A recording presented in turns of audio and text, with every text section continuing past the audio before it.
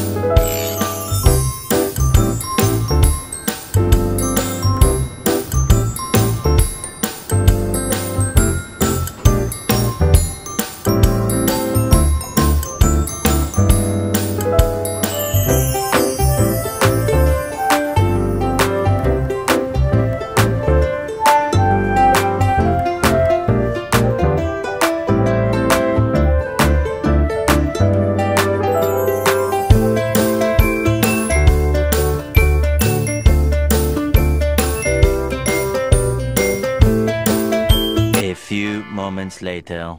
Hi guys, good morning! So, nandito na ako ngayon sa site guys. And pagpasensyahan nyo na if ngayon lang ako nakapag-vlog ulit. Kasi medyo busy. Maraming nangyari sa akin guys.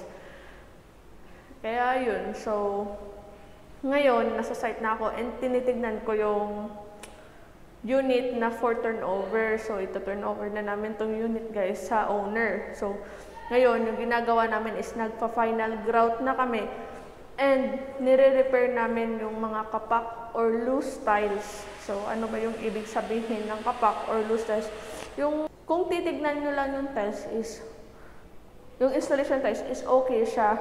Pero yung problema lang doon is, kung tutok-tukin nyo is, may tunog. Iba yung tunog niya kesa hindi loose na tiles.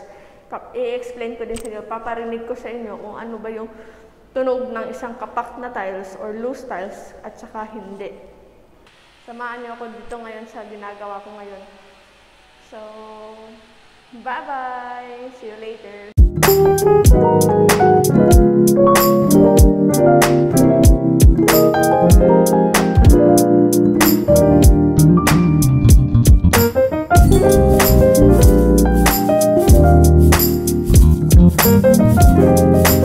So ngayon guys, ito na yung initial na itsura na final grout na namin na unit. So ganito siya guys. Yan. Ito alikabok lang to. Alikabok lang yan. So ngayon, ipapakita ko din sa inyo yung itsura or ano yung itsura ng kapak na tiles. So, ito yung guys. So, ito na yung isang unit din na hindi pa namin natatapos. So, ito yung itsura ito yung tinog ng isang kapak na tiles.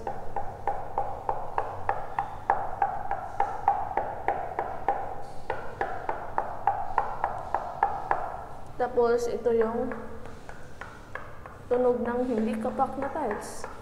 Tingnan nyo. Diba? Iba yung tunog niya kaysa dito. So, ito yung kapak na tiles, guys. And, iba yung tunog niya.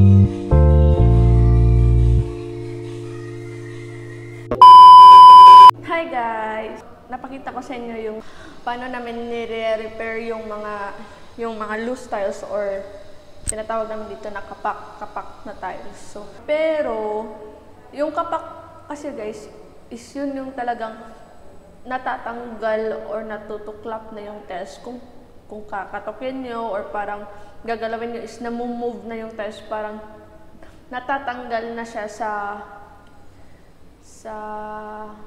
adhesive, ganun. Parang natutuklap na yung tiles. Yung pinakita ko sa inyo kanina is yung kapak na is yung nasa ilalim.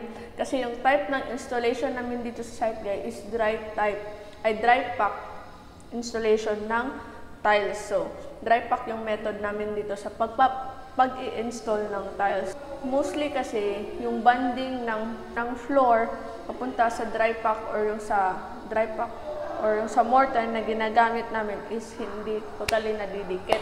Pero hindi ibig sabihin yan is na matutuklap na yung tiles. So, yung bonding lang nung slab or nung floor papunta sa dry pack na mixture namin is hindi gaano madikit. Kaya yun yung ginagawa namin na ini-injection namin. Pero if yung tiles talaga pagkakatukin nyo is may alikabok na or medyo gumagalaw or nagagalaw na yung mismong tiles, yun, tinatanggal talaga namin yung tiles nun guys, kasi yun talaga yung way ng pag-repair doon. If yung tiles na talaga yung gumagalaw pag kinakatok nyo. So yun yung paano nire-repair namin guys. So before mag-grout din pala is chine-check muna namin yan. Before mag-grout or mag-final grout is chine-check muna namin yan. Chine-check namin yung tiles. So, pinakatok namin yan isa-isa and binamark. Nilalagyan namin ng masking tape. So, nilalagyan ng smart na yung area na yan is may kapak or may iba yung tunog niya.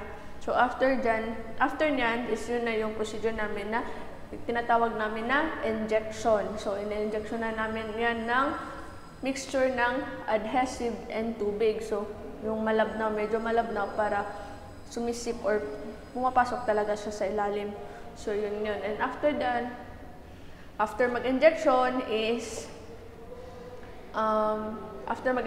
is yun nga, check ulit if okay na. Pag medyo naayos na yung kapak or konti na lang yung area, kasi may areas kasi guys na hindi talaga napapasukan ng grout. So, yun yung, kung konti na lang talaga, so kinoconsider namin yan as okay. And yun na, nagpo-final grout na kami. So, yan yung procedure namin dito sa site. Paano namin ginagawa yung mga repair ng tiles and grouting.